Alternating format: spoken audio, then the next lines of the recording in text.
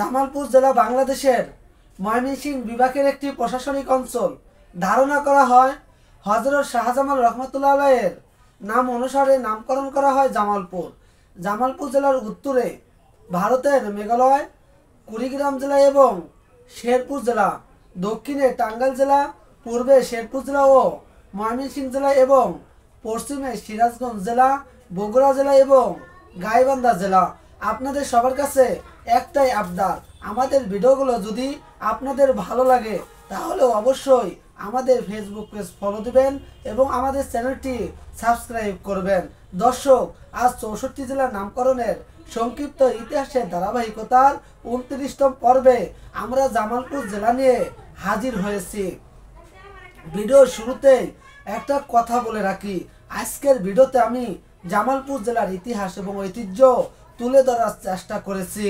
আমরা জানি জামালপুর জেলায় 7টি উপজেলা, 8টি পৌরসভা, 68টি ইউনিয়ন এবং 5টি সংসদীয় আসন রয়েছে।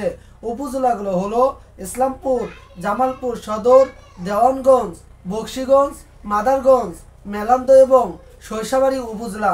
ইতিহাস ঘাটাঘাটি করে জানা যায় আজ থেকে প্রায় 1000 বছর পূর্বে পুরাতন ব্রহ্মপুত্র নদের তীরবর্তী এলাকায় হিন্দু সম্প্রদায়ের বিদ্রোহী সন্ন্যাসীদের আড্ডাখানা ছিল। তাই তাদের আড্ডাখানা বসতির জন্য প্রথমে সন্ন্যাসী নগর নামে পরিচিতি লাভ করে। 1757 সালের পর 1758 সালের দিকে তৎকালীন ব্রিটিশ সরকার এই অঞ্চলে রেল প্রতিষ্ঠা করেন। সেই সময় জামালপুর রেলওয়ে স্টেশনের নামকরণ করা হয় সিংহজানি রেলীয় জং। কালক্রমে তা এখন পরিবর্তন করে বর্তমানে জামালপুর টাউন জং নামে পরিচিতি লাভ করেছে। আবার কারো কারো মতে 1201 সাল থেকে 1503 সালের মধ্যে ইয়েমেন থেকে বেশ কয়েকজন ওলি বাংলাদেশে আগমন করেছিলেন। হযরত শাহজামাল রহমতুল্লাহ আলাইহি তিনি একাধারে ইসলাম প্রচারের মধ্য দিয়ে তার জীবন অতিবাহিত করেন।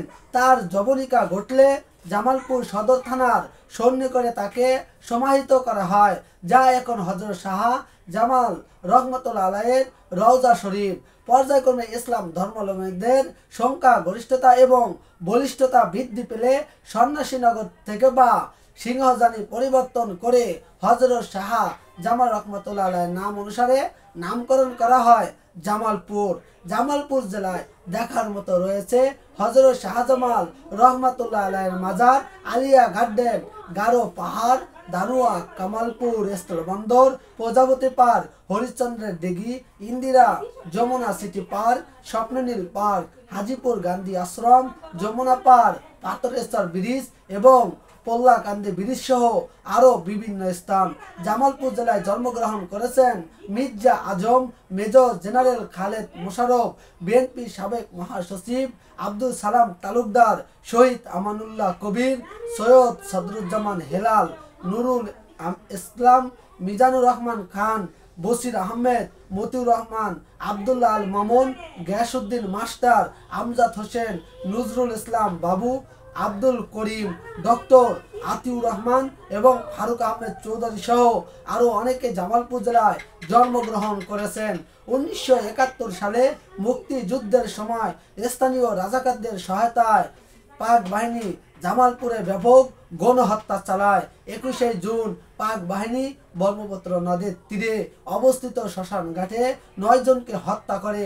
সরিষাবাড়িতে স্থানীয় জনগণ কয়েকজন রাজাকারকে হত্যা করলে পাক বাহিনী সেখানকার 6 জনকে হত্যা করে এবং গ্রাম জ্বালিয়ে দেয়। পরবর্তীকালে পাক সেনারা বয়সিং গ্রামের আরও 17 জন নিরীহ লোককে হত্যা করে। মুক্তিযোদ্ধারা বকশীগঞ্জের কামালপুর ঘাঁটি আক্রমণ করলে পাক বাহিনীর ব্যাপক ক্ষয়ক্ষতি হয়। এই যুদ্ধে ক্যাপ্টেন সালাউদ্দিন, মমতাজ, আহাদুজ্জামান, আবুল কালাম আজাদ সহ প্রায় 30 জন মুক্তিযোদ্ধা শহীদ হন। 14 নভেম্বর পাক বাহিনীর গোলার আঘাতে ক্যাপ্টেন আবু তাহের গুরুতর আহত হন। দর্শক, আমরা ভিডিওর একবারে শেষ পর্যায়ে চলে এসেছি। পরিশেষে আপনাদের আমি বলতে চাই, ভিডিওর কোনো অংশ বা তথ্য বুঝতে অসুবিধা হলে অবশ্যই কমেন্ট সেকশনে গিয়ে কমেন্ট করে জানাবেন। ইনশাল্লাহ আমি যত দ্রুত সম্ভব উত্তর দেওয়ার চেষ্টা করব। আর যদি ভিডিওটি ভালো লেগে থাকে তাহলে অবশ্যই একটি লাইক দিবেন এবং আমাদের চ্যানেলটি সাবস্ক্রাইব করবেন। আজ এখানেই বিদায় নিচ্ছি। এমন আরও ভিডিও নিয়ে আসছি আমরা। ইনশাল্লাহ দেখা হবে আগামী 30তম পর্বের ভিডিওতে। সে পর্যন্ত ভালো থাকবেন, সুস্থ থাকবেন এবং আমাদের চ্যানেলের সাথে থাকবেন।